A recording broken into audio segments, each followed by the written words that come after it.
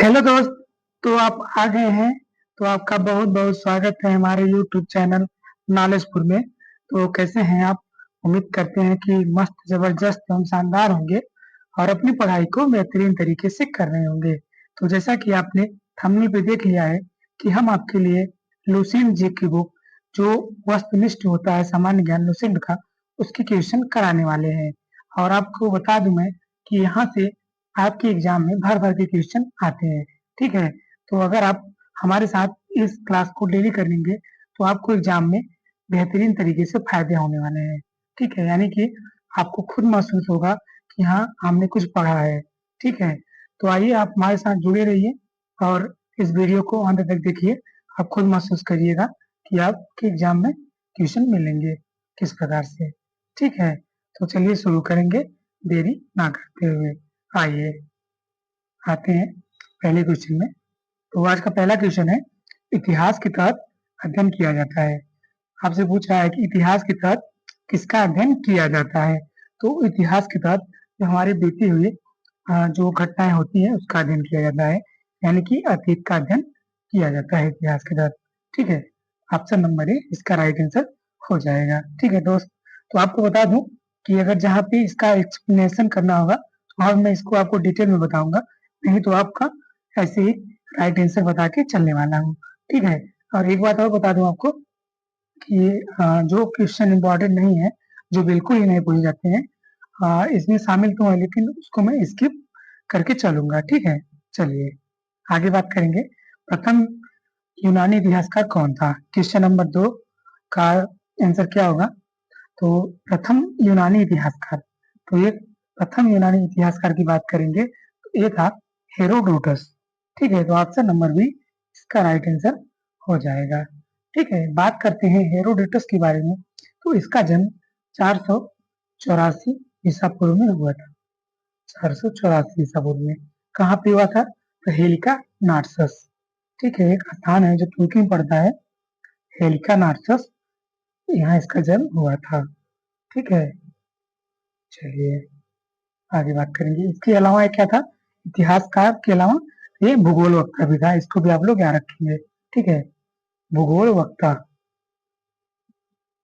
भूगोल वक्ता था। ठीक है। तो आप लोग समझ जाइए। चलिए आगे बात करेंगे अगले क्वेश्चन के बारे में। तो अगला क्वेश्चन हमारा क्वेश्चन नंबर 3, निम्नलिखित में से किसने स्पष्टतया कहा है कि इतिहास के समस्त निष्कर्ष युक्ति संगत साक्ष्यों पर आधारित होते हैं? ये कथन किसका है? तो ये कथन है हमारा ऑप्शन नंबर बी में दिया गया है, थ्यूसिडाइसिस का। ठीक है। तो ऑप्शन नंबर बी इसका राइट आंसर हो जाएगा। चलिए आगे बात करेंगे क्वेश्चन नंबर 4 की। क्वेश्चन नंबर 4 है, द हिस्ट्रीज, द हिस्ट्री की रचनाकार कौन है? यानी कि जो द हिस्ट्री पुस्तक है इसको किसने लिखा है? तो इसको लिखा है हेरोडोटस ने। ठीक है। ऑप्शन नंबर ये इसका राइट आंसर हो जाएगा। और भी बता दें आपको कि हेरोडोटस को इतिहास का पिता कहा जाता है। ठीक है, इसको भी आप लोग याद रखेंगे। चलिए आगे बात करते हैं। तो अगला क्वेश्चन है, इतिहास के पिता, वही क्वेश्चन आ गया है, द फादर ऑफ हिस्ट्री की पदवी सही अर्थों में निम्न में से किसे किससे संबंधित है? आपसे पूछ रहा है। तो एक क्वेश्चन आपसे कई प्रकार से पूछ सकता है। ठीक है। तो आंसर आपका एक होगा, क्वेश्चन किसी भी प्रकार से पूछे। ठीक है। तो इसका राइट आंसर हो जाएगा हेरोडोटस। चल चलिए तो आगे बात करेंगे। अगला क्वेश्चन है क्वेश्चन नंबर 6, इतिहास अपने को दोहराता है, यह कथन किसका है? तो ये कथन है हेगेल का। ठीक है। हेगेल ने कहा था कि इतिहास अपने को दोहराता है। ठीक है। चलिए आगे बात करेंगे क्वेश्चन नंबर 7 की। क्वेश्चन नंबर 7 है, हम इतिहास से यही सीखते हैं कि आदमी इतिहास से कभी कुछ नहीं सीखता है, यह कथन है, यह कथन किसने कहा है? क्वेश्चन नंबर 7 ये कथन कहा है हेगेल ने। ठीक है। ऑप्शन नंबर ए इसका राइट आंसर हो जाएगा। ठीक है। चलिए आगे बात करेंगे हेगेल के बारे में थोड़ा और। तो हेगेल एक जर्मन दार्शनिक था। ठीक है। बात करेंगे हेगेल के बारे में, तो ये जर्मन दार्शनिक था। ठीक है। और इसका जन्म हुआ था 1770 में। ठीक है। कहाँ पे हुआ था? स्टटगार्ट में हुआ था, जो कि बर्लिन में पड़ता है। ठीक है। चलिए स्टटगार्ट इसका जन्म हुआ था। ठीक है, चलिए आगे बात करेंगे अगले क्वेश्चन के बारे में। क्वेश्चन नंबर 8 है हमारा अगला क्वेश्चन। किसका कथन है कि समस्त इतिहास वर्ग संघर्ष का इतिहास है? क्वेश्चन नंबर 8, इसका राइट आंसर हो जाएगा ऑप्शन नंबर ए, हाँ, कार्ल मार्क्स।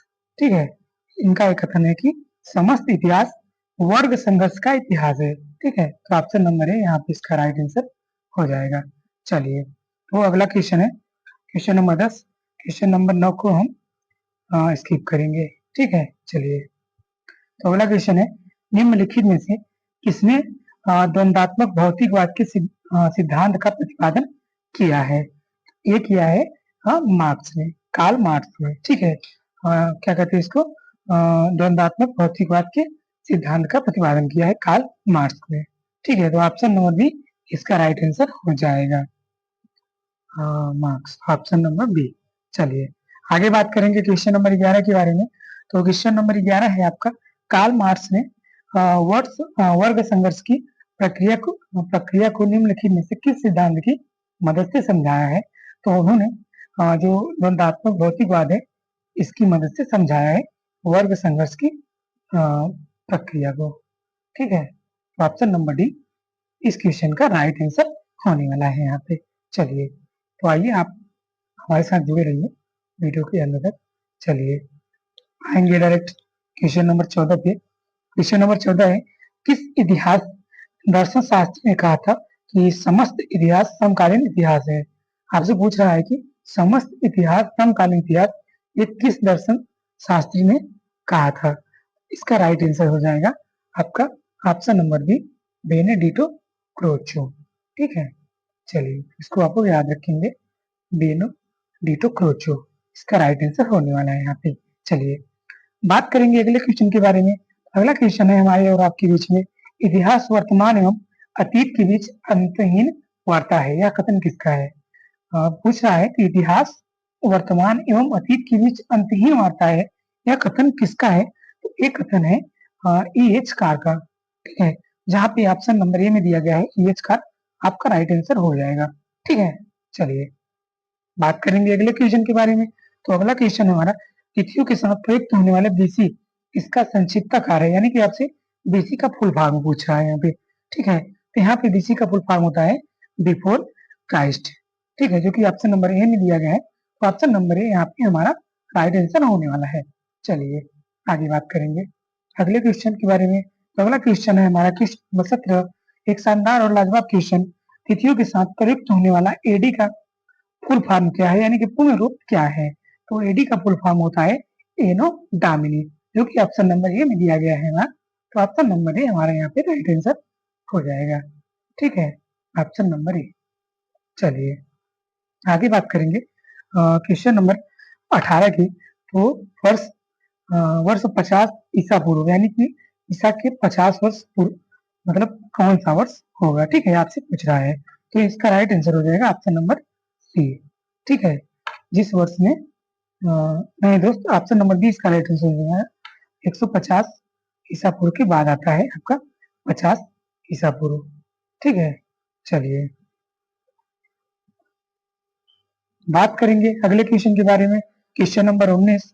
तो क्वेश्चन नंबर 19 है हमारा, वर्ष 2015 में किस शताब्दी में आता है? मतलब जो वर्ष 2015 में दोस्त 1015 है, 1015 ईस्वी किस शताब्दी में आता है? ये आता है 11वीं शताब्दी में।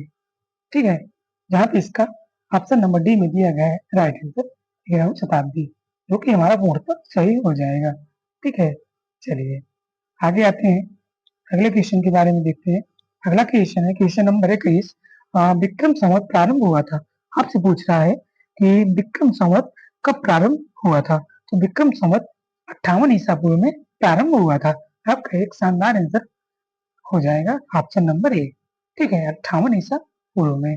चलिए आगे बात करेंगे अगला क्वेश्चन है क्वेश्चन नंबर 22, शक संवत का प्रारंभ किस सम्राट के शासन काल में 78 ईसा पूर्व में हुआ था? आपसे पूछ रहा है शक संवत कब प्रारंभ हुआ था, यानी कि किसके शासनकाल में प्रारंभ हुआ था? तो पहले मैं आपको बता दूं, तो ये 78 ईसा पूर्व में प्रारंभ हुआ था। तो शासनकाल किसका था? तो शासनकाल था कनिष्क का। ठीक है, तो कनिष्क ऑप्शन नंबर बी में दिए गए हैं, राइट आंसर हो जाएगा कनिष्क। ठीक है, बात चली है जब कनिष्क की, तो थोड़ा सा कनिष्क के बारे में जानकारी हम आपको दे देते हैं। चलिए, तो जो कनिष्क था ये कुषाण वंश का शासक था। ठीक है, आपसे एग्जाम में पूछा जाता है तो कनिष्क किस वंश का शासक था, तो कनिष्क कुषाण वंश का शासक था। ठीक है, इसका शासनकाल 127 से 150 ईस्वी तक था। ठीक है, ईस्वी तक था, ईसा पूर्व नहीं। ठीक है, चलिए, और एक इम्पोर्टेंट क्वेश्चन यहाँ पे इसका ये बनता है, अभी हाल ही में एनटीपीसी में क्वेश्चन पूछा गया था कि जो गांधार और मथुरा कला शैलियों का विकास हुआ है ये किसके शासनकाल में हुआ है, ये हुआ है कनिष्क के शासनकाल में। ठीक है, याद रखेंगे गांधार और मथुरा कला शैलियों का विकास। ठीक है, चलिए, और बात करेंगे इसके बारे में, जो चौथी बौद्ध संगीति थी इसका आयोजन कनिष्क के द्वारा किया गया था। ठीक है, चौथी बौद्ध संगीति, याद रखेंगे, चौथी बौद्ध संगीति कनिष्क के द्वारा। ठीक है, चलिए, बौद्ध संगीत, इसको आप लोग याद रखेंगे।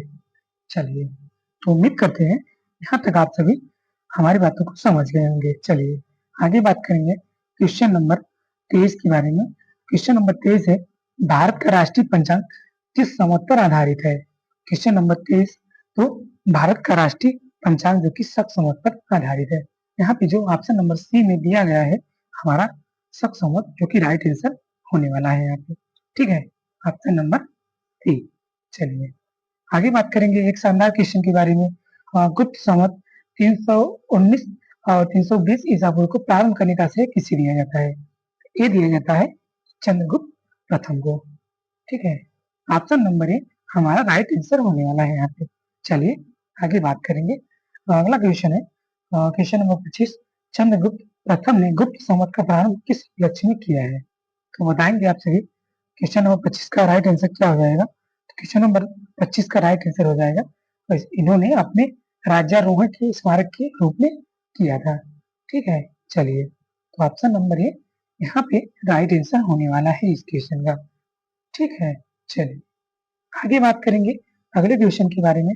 अगला क्वेश्चन हमारा है क्वेश्चन नंबर 26, निम्न कथनों पर विचार कीजिए तथा नीचे दिए गए कूट से सही उत्तर चुनिए। ठीक है, तो आपके पास 4 ऑप्शन है, तो इसमें से आपका जो सही है उसको चुनना है। ठीक है, चलिए आइए चुनते हैं सही को।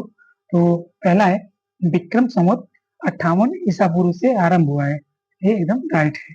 ठीक है, चलिए, शक संवत 78 सन 78 से आरंभ हुआ है, तो ये भी आपका एकदम राइट आंसर है। बात करते हैं गुप्त संवत सन 319 से आरंभ हुआ है, तो ये भी आपका एकदम सही बोल रहा है ऑप्शन में। ठीक है, अगला है भारत में मुसलमान शासन का युग 1192 में शुरू हुआ है, तो ये एकदम गलत है सरासर। ठीक है, तो मुसलमान शासन का युग कब से प्रारंभ हुआ भारत में, ये हुआ है 712 ईस्वी में। ठीक है, तो यहाँ पे आपका ये राइट आंसर हो जाएगा। क्या बोलते हैं इसको, 1 2 3। ठीक है, पहला दूसरा तीसरा तीनों आपका राइट आंसर हो जाएगा, जो कि ऑप्शन नंबर सी में दिया गया है। चलिए, आगे बात करेंगे साथ ही साथ अगले क्वेश्चन की। तो अगला क्वेश्चन है, हर्षवर्धन ने 606 ईस्वी में हर्ष संवत की स्थापना किस उपलक्ष्य में की थी, तो क्वेश्चन नंबर 27 का राइट आंसर आपका हो जाएगा ऑप्शन नंबर ए में दिया गया है, अपने राज्यारोहण के उपलक्ष्य में। ठीक है, इन्होंने अपने राज्यारोहण के उपलक्ष्य में 606 ईस्वी में हर्ष संवत की स्थापना की थी। ठीक है, तो ऑप्शन नंबर ए हमारा यहाँ पे राइट आंसर होने वाला है। चलिए, आगे बात करेंगे एक शानदार और लाजवाब क्वेश्चन की। तो निम्नलिखित में से वह कौन सा संवत है जो कलवुरियों द्वारा प्रयुक्त किए जाने के कारण कलवुरी संवत भी कहलाता है। क्वेश्चन नंबर 28 जो कि एक शानदार क्वेश्चन है, तो इसके बारे में मैं आपको बता दूं, जो हमारा है त्रिकुटक संवत, ये हमारा राइट आंसर होने वाला है।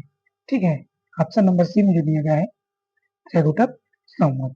ठीक है, ऑप्शन नंबर सी इसका राइट आंसर हो जाएगा। बात करेंगे अगले क्वेश्चन के बारे में, क्वेश्चन नंबर 29। तो क्वेश्चन नंबर 29 है, चालुक्य विक्रम संवत का प्रचलन किसने किया। आपसे पूछ रहा है एक क्वेश्चन कि चालुक्य विक्रम संवत का प्रचलन किसने किया है, तो चालुक्य विक्रम संवत का प्रचलन किया है आपका विक्रमादित्य 4 ने। ठीक है, ऑप्शन नंबर सी इसका भी राइट आंसर हो जाएगा। चलिए आपको ले चलते हैं अगले क्वेश्चन पर। अगला क्वेश्चन है क्वेश्चन नंबर 30। एक शानदार और लाजवाब क्वेश्चन आप सभी के बीच में। तो निम्नलिखित में से किसे एक नए संवत चलाने का यश प्राप्त हुआ है? तो किसे नए संवत चलाने का यश प्राप्त हुआ है? ये है लक्ष्मण सेन। ठीक है, ऑप्शन नंबर डी में दिए गए हैं, तो ये आपके राइट आंसर हो जाएंगे लक्ष्मण सेन। ठीक है, चलिए बात करेंगे यहाँ पे अगले क्वेश्चन के बारे में।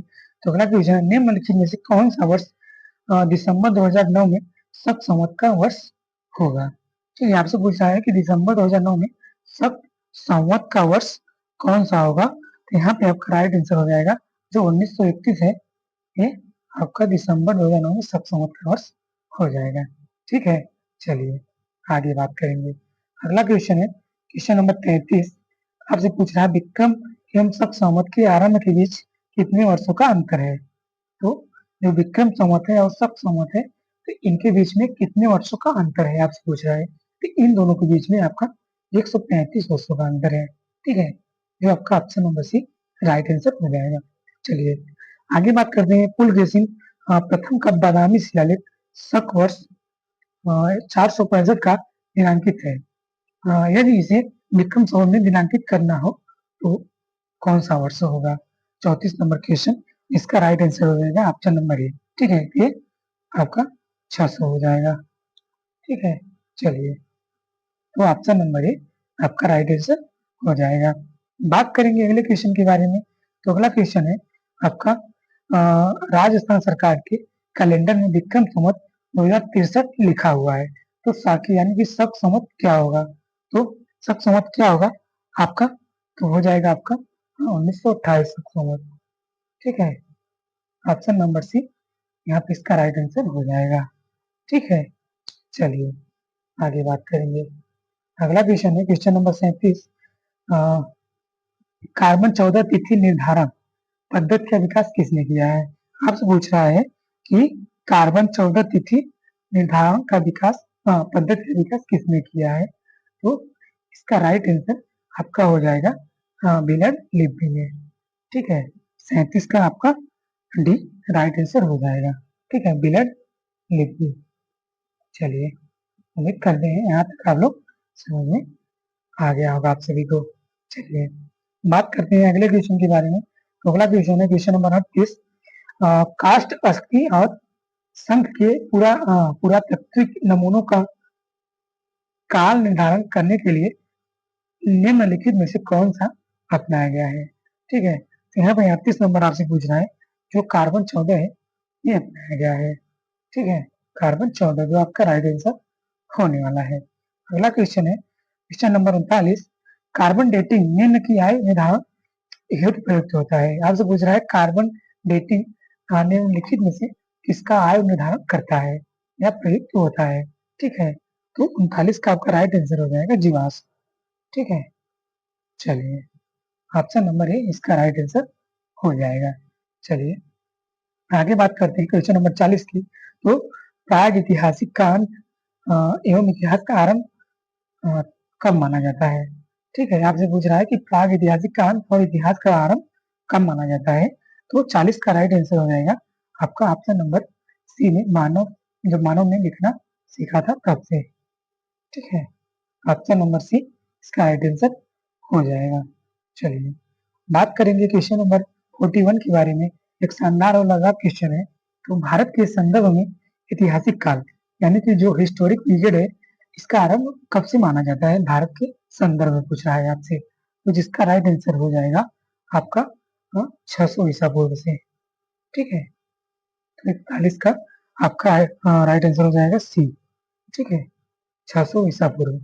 चलिए आगे बात करेंगे अगले क्वेश्चन के बारे में जो कि एक अपने आप में एक बेहतरीन क्वेश्चन है। सिंधु सभ्यता है, सिंधु सभ्यता को आद्य ऐतिहासिक सभ्यता कहा जाता है क्योंकि इसमें यह प्रमाण मिला है। आपसे पूछ रहा है कि जो सिंधु सभ्यता को आद्य ऐतिहासिक सभ्यता कहा जाता है, तो इसमें कौन सा प्रमाण मिला है? इसमें लेखन का प्रमाण मिला था, इसके कारण इसे आद्य ऐतिहासिक सभ्यता कहा जाता है। ठीक है, तो ऑप्शन नंबर ए इसका राइट आंसर होने वाला है। चलिए आगे बात करेंगे एक बेहतरीन लाजवाब क्वेश्चन के बारे में। तो आपका है शक संवत पर आधारित राष्ट्रीय पंचांग नेशनल कैलेंडर का एक चैप्टर ग्रेगोरियन कैलेंडर की निम्नलिखित तिथियों में से किस एक के तदनुरूप है? तो ये तदनुरूप है 22 मार्च की। ठीक है, जो आपका राइट आंसर हो जाएगा। चलिए आगे बात करते हैं।